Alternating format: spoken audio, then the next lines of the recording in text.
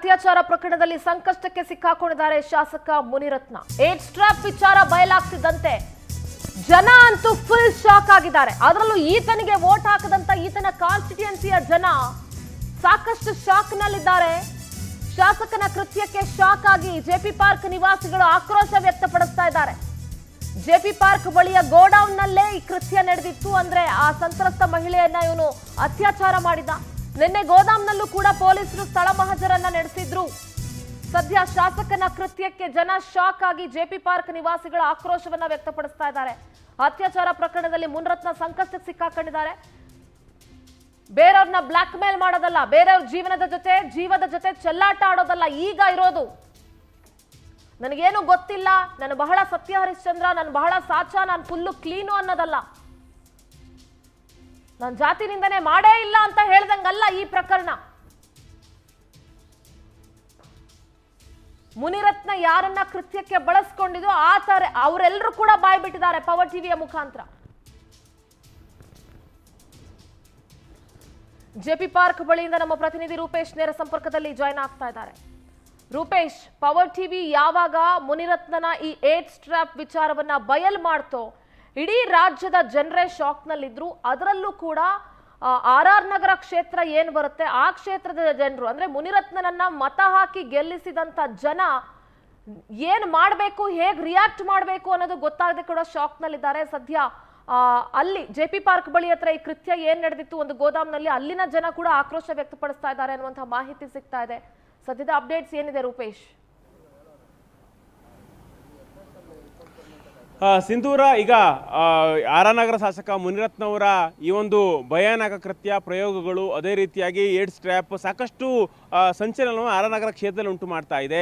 ಹೀಗಾಗಿ ಅಲ್ಲಿನ ಸ್ಥಳೀಯರು, ನಿವಾಸಿಗಳೆಲ್ಲರೂ ಕೂಡ ಮುನಿರತ್ನವರ ಮೇಲೆ ಬೇಸರವನ್ನು ವ್ಯಕ್ತಪಡಿಸ್ತಿದ್ದಾರೆ, ಆಕ್ರೋಶವನ್ನು ಕೂಡ ವ್ಯಕ್ತಪಡಿಸ್ತಾ ಇದ್ದಾರೆ. ನಾವಿವತ್ತು ಜೆಪಿ ಪಾರ್ಕ್ ಉದ್ಯಾನದ ವನದ ಒಂದು ಬಳಿ ಇದ್ದೇವೆ. ಹೀಗಾಗಿ ಇಲ್ಲಿನ ಸ್ಥಳೀಯರನ್ನು ಮಾತಾಡ್ತಾ ಹೋಗ್ತೀವಿ. ಜೆಪಿ ಪಾರ್ಕ್ ಇರ್ಬೋದು, BK ನಗರ ಇರ್ಬೋದು, ಜಾಲಹಳ್ಳಿ ಇರ್ಬೋದು, ಎಲ್ಲ ಆಸುಪಾಸಿನ ಸ್ಥಳೀಯರಿದ್ದಾರೆ. ಅವ್ರನ್ನ ಮಾತಾಡ್ತಾ ಹೋಗ್ತೀನಿ. ಸರ್, ಈಗ ಪ್ರಮುಖವಾಗಿ ಮೊದಲೇದಾಗಿ ಮುನಿರತ್ನ ಅವರು ಏಡ್ಸ್ ಟ್ರ್ಯಾಪ್ ಮಾಡ್ತಾ ಇದ್ರು ಅಂತೇಳಿ ಸುದ್ದಿ ಕೇಳಿದಾಗ ನೀವು ಈ ನಿವಾಸಿಗಳಾಗಿ ಏನು ಅನಿಸುತ್ತೆ ನಿಮ್ಗೆ ಅಂತ ಹೇಳಿ? ತುಂಬ ಶಾಕ್ ಆಯಿತು, ಆಶ್ಚರ್ಯ ಆಯಿತು. ಏನೊಬ್ಬ ಇಂಥ ಒಂದು ಉನ್ನತ ಪದವಿಯಲ್ಲಿ ಇದ್ಕೊಂಡು MLA ಶಾಸಕರು ಅನ್ಸ್ಕೊಂಡು, ಮಾಜಿ ಸಚಿವರು ಅನ್ಸ್ಕೊಂಡು ಇಂಥದ್ದೊಂದು ಕೆಲಸ ಮಾಡ್ತಾರ ಅಂತೊಂದು ಶಾಕು. ಅದನ್ನು ಇನ್ನೂ ತಡ್ಕೊಳಕ್ಕಾಗ್ತಾಯಿಲ್ಲ, ಜೀರ್ಣ ಮಾಡೋಕ್ಕಾಗ್ತಾಯಿಲ್ಲ. ಇದನ್ನು ಬಿಟ್ಟು ಟಿವಿಯಲ್ಲಿ ಏನು ಬದಲಾವಣೆಗಳು, ಡೆವಲಪ್ಮೆಂಟ್ಗಳಾಗ್ತಾಯಿದೆ, ನಿನ್ನೆ ಮೊನ್ನೆ ನೋಡ್ತಾ ಇದ್ದರೆ ಇದು ನಿಜವಾಗ್ಲೂ ಹಿಂಗಿದೆಯಾ, ಹಿಂಗೆಲ್ಲ ಇರ್ತದ ಪ್ರಪಂಚದಲ್ಲಿ, ಹಿಂಗೆಲ್ಲ ಜನ ಮಾಡ್ತಾರ ಅಂತ ಒಂದು ಶಾಕು. ಇದೊಂದು ಅಚ್ಚರಿ ಮೂಡಿಸ್ತೈತೆ ನಮಗೆಲ್ಲ, ನಂಬಕ್ಕಾಗ್ತಾ ಇಲ್ಲ.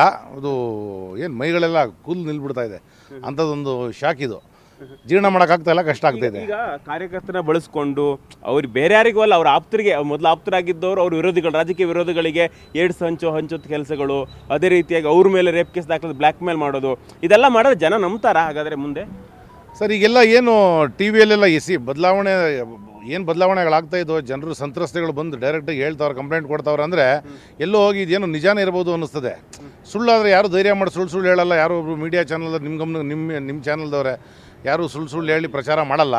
ಅದೊಂದು ನಂಬಿಕೆ ಇದೆ. ಸಂತ್ರಸ್ತೆಯರು ಡೈರೆಕ್ಟ್ ಕಂಪ್ಲೇಂಟ್ ಕೊಡ್ತಾರಲ್ಲ, ಅದು ಕಂಪ್ಲೇಂಟ್ ರಿಜಿಸ್ಟರ್ ಆಗಿದೆ. ಇನ್ನು ಕಾನೂನು ಪ್ರಕಾರ ಕ್ರಮ ತೊಗೊಂಡು ಏನೇನು ಪ್ರೂವ್ ಆದರೂ ಇದು ಒಂದು ಅಚ್ಚರಿ ಮೂಡಿಸೋ ಒಂದು ವಿಚಾರ. ಇದು ನಂಬಕ್ಕಾಗ್ತಾ ಇಲ್ಲ, ಶಾಕ್. ಇದೆಲ್ಲ ಭಯಾನಕ. ಇದಕ್ಕೆ ಹೇಳಬೇಕಂದ್ರೆ ಒಂದು ಹೆಂಗೆ ಅಂದರೆ ಇದು ಗ್ರೂಸಮ್, ಕ್ರೂಲ್ಸಮ್, ಟೆರಿಫಿಕ್, ಹಾರಿಫಿಕ್, ಏನೇನು ಹೇಳೋ ಇಂಗ್ಲೀಷ್ ಪದಗಳು ಏನಿದೆ ಅದೆಲ್ಲ ಇದೇ ನೇಚರ್ ಕ್ರೈಮ್. ಇದು ಇದನ್ನೆಲ್ಲ ನಂಬಕ್ಕಾಗಲ್ಲ ಅಂಥದ್ದು. ಸರ್, ಈಗ ಮುನಿರತ್ನ ಅವರು ಈ ರೀತಿಯಾಗಿ ಒಂದು ಟ್ರ್ಯಾಪ್ ಮಾಡೋದು, ಅದು ಕೇವಲ ಟ್ರ್ಯಾಪ್ ಅಲ್ಲ, ಹನಿ ಟ್ರ್ಯಾಪ್ ಅಲ್ಲ, ಏಡ್ಸ್ ಟ್ರ್ಯಾಪ್ ಮಾಡೋದು, ಇದೆಲ್ಲ ಕೇಳಿದಾಗ ನಿಮ್ಗೆ ಏನಿಸ್ತದೆ ಸರ್ ಅಂತ? ಇಂಥ ಶಾಸಕರು ನಮ್ಗೆ ಅವಶ್ಯಕತೆ ಇರಲಿಲ್ಲ. ನಮ್ಮ ದುರ್ಬಲ್ಯ ಏನಂತ ಹೇಳಿದ್ರೆ ಇಂಥ ಶಾಸಕರನ್ನ ಆಯ್ಕೆ ಮಾಡಿದ್ದಾರೆ ಜನ. ಇವತ್ತು ನಾವು ಅನುಭವಿಸ್ತಾ ಇದ್ದೀವಿ. ಈ ಥರ ಕೇಳ್ಪಟ್ಟಾಗ ತುಂಬ ಮನಸ್ಸಿಗೆ ನೋವಾಗುತ್ತೆ, ತುಂಬ ಬೇಜಾರಾಗುತ್ತೆ. ಈ ಥರ ಅಲ್ಲಿ ಪ್ರಪಂಚದಲ್ಲಿ ನಡೀತಾ ಇದೆ. ನಮ್ಮ ಕ್ಷೇತ್ರದಲ್ಲಿ ಸಿನಿಮಾದಲ್ಲಿ ನೋಡ್ತಾ ಇದ್ದೀರಿ, ನಿಜ ಜೀವನದಲ್ಲಿ ನೋಡೋ ಥರ ಆಗಿದೆ ಈ ಸತಿ. ಈ ಥರ ನಿಜ ಜೀವನದಲ್ಲ ಆಗೋ ಥರ ನೋಡ್ತಾ ಇದ್ದೀವಿ. ಇಲ್ಲಿ ನಮ್ಮ ಕಣ್ಮುಂದೆ ನಡೀತಾ ಇದೆ, ಟಿ ವಿಲಿ ಬರ್ತಾ ಇದೆ. ಆ ಲೇಡಿ ಬಂದು ನಮ್ಮ ಮುತ್ಯಾಲ್ ನಗರದವ್ರೆ, ಅವ್ರು ಹೇಳ್ತಾರೆ, ಓಪನ್ನಾಗಿ ಹೇಳ್ತಾರೆ ಈ ಥರ ಆಗಿದೆ ಅಂತ. ಆ ಥರ ಆದಾಗ ತುಂಬ ಬೇಜಾರಾಗುತ್ತೆ. ಇಂಥ ಶಾಸಕರು ನಮ್ಮ ಜನ ಮತ ಹಾಕಿ ಆಯ್ಕೆ ಮಾಡಿದಾರಲ್ಲ, ಇವತ್ತು ನಾವು ಪಶ್ಚಾತ್ತಾಪ ಪಡ್ತಾ ಇದ್ದೀವಿ. ಆಯ್ಕೆ ಮಾಡೋದು ಪಶ್ಚಾತ್ತಾಪ ಪಡ್ತಾವೆ ಇಂಥ ಶಾಸಕರನ್ನ ಆಯ್ಕೆ ಮಾಡೋದು.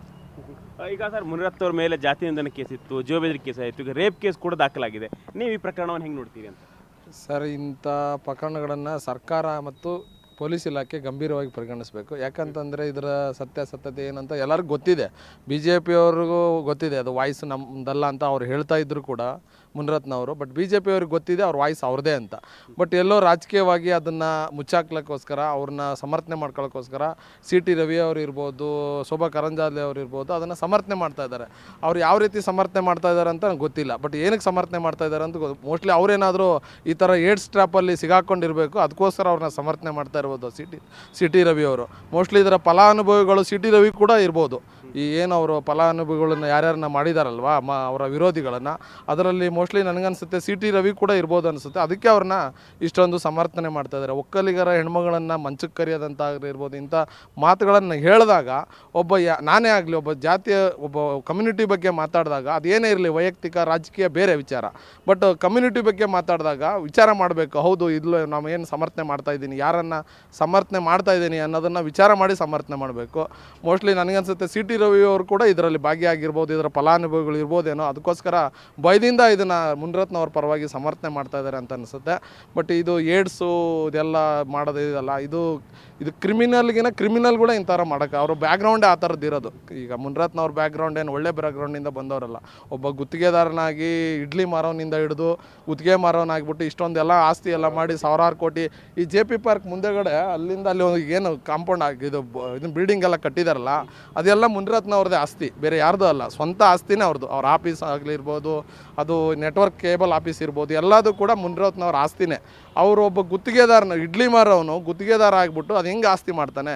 ಈ ಥರ ಎಲ್ಲ. ಈಗ ಆರನಗರದ ಅಭ್ಯರ್ಥಿ ಆಗಿರ್ತಕ್ಕಂಥ ಕುಸುಮ ಅವರು ಕೂಡ ಏರ್ ಸ್ಟ್ರಾಪ್ ಮಾಡಬೇಕು ಅಂತೇಳಿ ಪ್ಲಾನ್ ಮಾಡ್ಕೊಂಡಿದ್ರು. ಕೊನೆಯ ಕ್ಷಣದಲ್ಲಿ ಅವ್ರ ಹುಡುಗರು ಹಿಂದೆ ಸರಿದ್ರು ಅಂತೇಳಿ ಒಂದು ವಿಚಾರ ಸಹ, ಈ ವಿಚಾರ ಪ್ರೊವರ್ಟಿಗಳು ಬಿತ್ತರಾಗಿದೆ. ಹೌದು, ಇದು ಕುಸುಮ ಅವ್ರಿಗೂ ಕೂಡ ಈ ಥರ ಮಾಡಬೇಕು ಅಂತ ಹೇಳ್ತಾ ತುಂಬ ಕಡೆ ಅವ್ರ ಮೇಲೆ ಇದು ನಡೀತು, ಪ್ರವೋಪ್ ಮಾಡೋದು ಸಂಚು ನಡೀತು ತುಂಬ ಕಡೆ. ಮೇಡಮ್ ಕುಸುಮ ಅವ್ರು ಎಲ್ಲಿ ಹೋಗ್ತಾರೆ, ಯಾವ ಮನೆಗೆ